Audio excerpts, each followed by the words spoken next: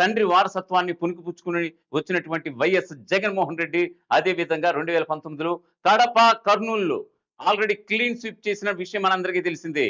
కడప కర్నూలులో.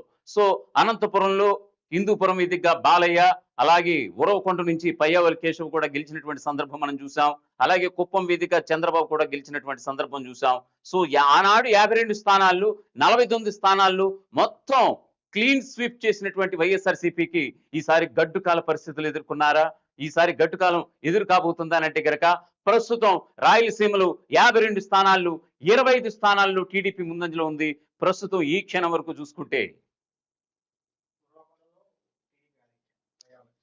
ఇక్కడ మరో ఒక ఇంపార్టెంట్ విషయం మనం చెప్పుకోవాలి. పయ్యావుల కేశవ్ ఉరవకొండ వేదికగా గెలిచారంటే గనక గవర్నమెంట్ రాదు, ఆ టీడీపీ గవర్నమెంట్ రాదు అనే విశ్లేషణలు, అనేక సెంటిమెంట్లు కూడా వాళ్ళు కూడా నమ్ముతుంటారు. సో ఇప్పటి వరకు అవే జరిగాయి. మరోవైపు ఇప్పుడు మీకు ఉరవకొండ విషయాన్ని మీకు ప్రస్తావించే ప్రయత్నం అయితే చేస్తాను.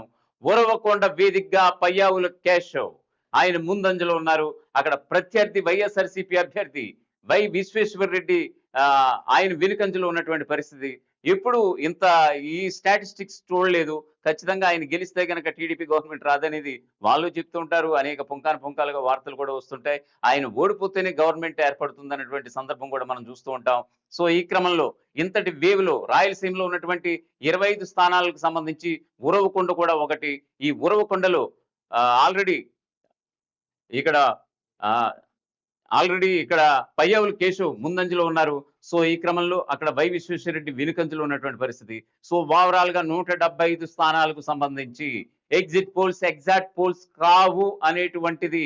ఎందుకంటే ఎగ్జిట్ పోల్స్ మెజారిటీ సర్వే రిపోర్ట్లన్నీ కూడా వైఎస్ఆర్సీపీకి పట్టం కట్టినటువంటి నేపథ్యంలో ఇవన్నీ కూడా అవి అవాస్తవాలు. ఖచ్చితంగా ఇప్పుడు అక్కడ అదంతా కూడా తిరోగమనం బాట పట్టింది ఆ రిపోర్ట్స్ కి ఏదైతే ఉందో అన్నట్లుగా కూడా అనేక విషయాలను బట్టి మనకు అర్థమవుతోంది.